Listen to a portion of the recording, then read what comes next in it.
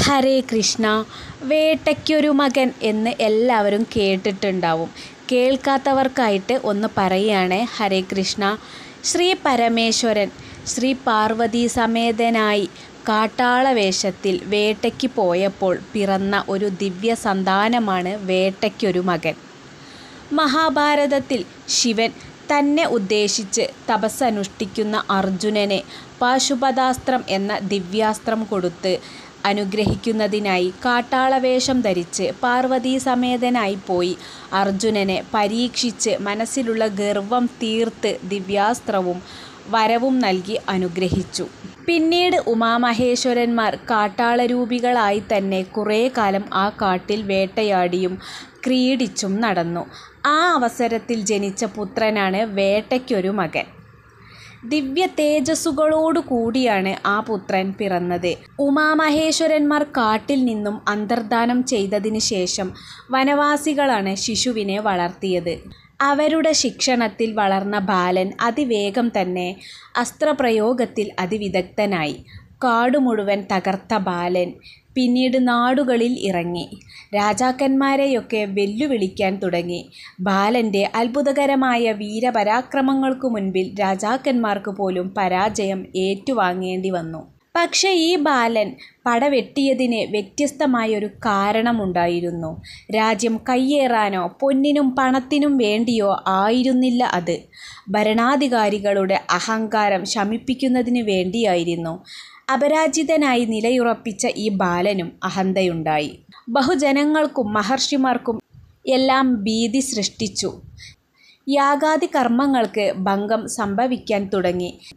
ദേവന്മാർ പോലും ഭയപ്പെട്ടു തുടങ്ങി. അവർ ബ്രഹ്മാവിൻ്റെ സന്നിധിയിലെത്തി സങ്കടം ഉണർത്തിച്ചു.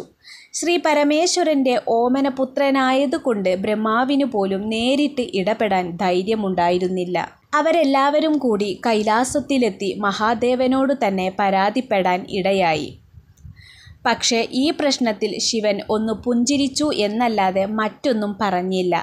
ശിവൻ്റെ ഈ അനാസ്ഥ കണ്ട് നിരാശരായ ദേവസമൂഹം ഒടുവിൽ മഹാവിഷ്ണുവിനെ കണ്ട് സങ്കടം ഉണർത്തിച്ചു.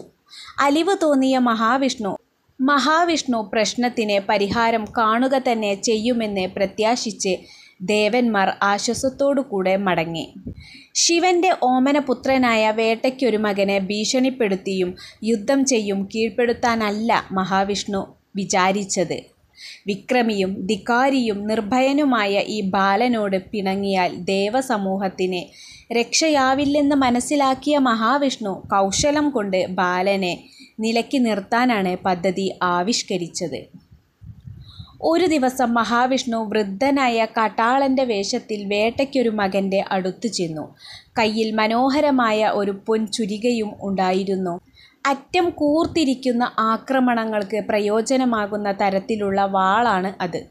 ബാലന് അത് കണ്ടപ്പോൾ ഇഷ്ടപ്പെടുകയും വൃദ്ധനായ കാട്ടാളനോട് അത് തനിക്ക് തരണമെന്ന് ആവശ്യപ്പെടുകയും ചെയ്തു. ഭഗവാൻ വിഷ്ണുവാകട്ടെ അത് നൽകാൻ വിസമ്മതം ഭാവിക്കുകയും ഒടുവിൽ സമ്മതിക്കുകയും ചെയ്തു. പക്ഷേ അതിനൊരു നിബന്ധനയും വെച്ചു. പൊൻചുരിക ഒരിക്കലും നിലം തൊടാൻ പാടില്ലെന്ന് ബാലൻ സത്യം ചെയ്യാൻ നിർബന്ധിതനായി.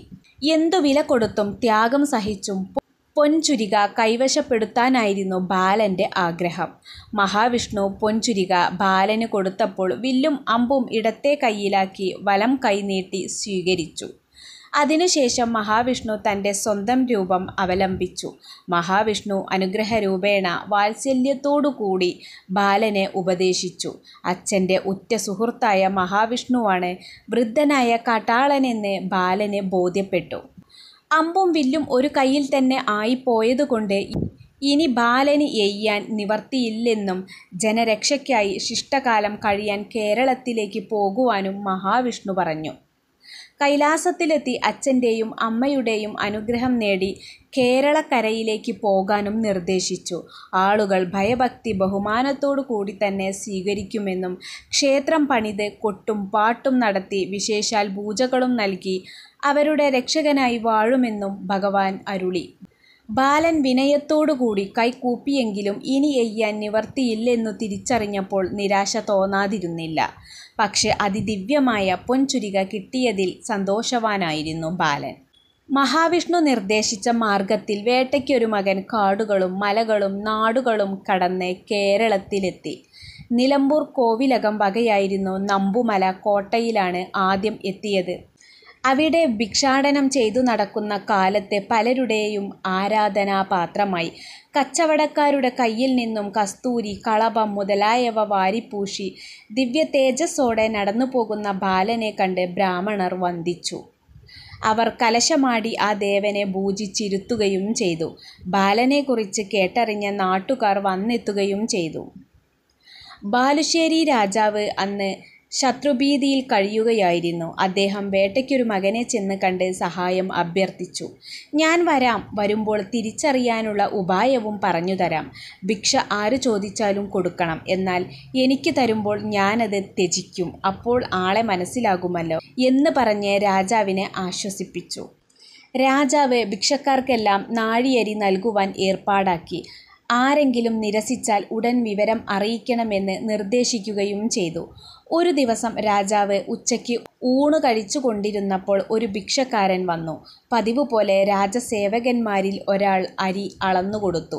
അപ്പോൾ അത് വിതറിക്കൊണ്ട് ഭിക്ഷു പറഞ്ഞു, "ഈ ഉച്ചനേരത്തെ ഇതുകൊണ്ട് എന്ത് ചെയ്യാനാണ്?" ഭിക്ഷു പിന്നെ അവിടെ നിന്നതുമില്ല. രാജസേവകൻ ഉടൻ തന്നെ രാജാവിനെ അറിയിക്കുകയും ഭിക്ഷുവിനെ ഉടൻ തന്നെ കണ്ടുപിടിച്ച് കൊണ്ടുവരാൻ രാജാവ് നിർദ്ദേശിക്കുകയും ചെയ്തു. അപ്പോഴേക്കും ഭിക്ഷു കുറേ നേരം പിന്നിട്ട് കഴിഞ്ഞിരുന്നു. എങ്കിലും രാജസേവകൻ പിന്തുടർന്ന് അദ്ദേഹത്തെ കൊട്ടാരത്തിലേക്ക് കൊണ്ടുവരികയും ചെയ്തു. രാജാവ് ആ ദിവ്യനെ ഭക്തിപുരസ്സരം സ്വീകരിച്ചു. കോട്ടയ്ക്കകത്ത് താമസിക്കാനുള്ള ക്രമീകരണങ്ങൾ ഒരുക്കുകയും ചെയ്തു. രാജാവിന് അതിൽ പിന്നെ ശത്രുബാധ അഭിമുഖീകരിക്കേണ്ടി വന്നിട്ടില്ല. ദിവ്യനും ശക്തനുമായ വേട്ടയ്ക്കൊരു മകൻ്റെ സാന്നിധ്യം മൂലം ശത്രുക്കൾക്കാർക്കും രാജാവിനെ ഉപദ്രവിക്കാനുള്ള ധൈര്യം കിട്ടിയതുമില്ല. വേട്ടയ്ക്കൊരു മകൻ പിന്നീട് കേരളമൊട്ടാകെ സഞ്ചരിച്ച് നാട്ടുകാരുടെ ഭക്തിയും പ്രീതിയും ബഹുമാനവും സമാർജിച്ചു. അദ്ദേഹം സർവദാ തങ്ങളുടെ രക്ഷിതാവാണെന്ന ബോധം എല്ലാവരിലും ഉണ്ടായി. ഒടുവിൽ വേട്ടയ്ക്കൊരു മകൻ തൻ്റെ ഇഷ്ടപ്പെട്ട സ്ഥലമായ ബാലുശ്ശേരിയിൽ തന്നെ തിരിച്ചെത്തി. അവിടെ രാജാവിൻ്റെ കൊട്ടാരത്തിൽ തെക്കിനിത്തറയിൽ വെച്ചാണ് സമാധിയടഞ്ഞത്. ബാലുശ്ശേരി രാജാവ് അവിടെ സ്വാമിയുടെ പേരിൽ ക്ഷേത്രം പണിയുകയും പ്രതിഷ്ഠ നടത്തുകയും ചെയ്തു. ആണ്ടുതോറും കളമെഴുത്തുപാട്ടും നിത്യപൂജകളുമെല്ലാം യഥാവിധി നടത്തുവാനുള്ള ഏർപ്പാടുകളും ചെയ്തു. ഇന്നും അവയെല്ലാം മുടങ്ങാതെ നടന്നുവരുന്നു. ഹരേ കൃഷ്ണ.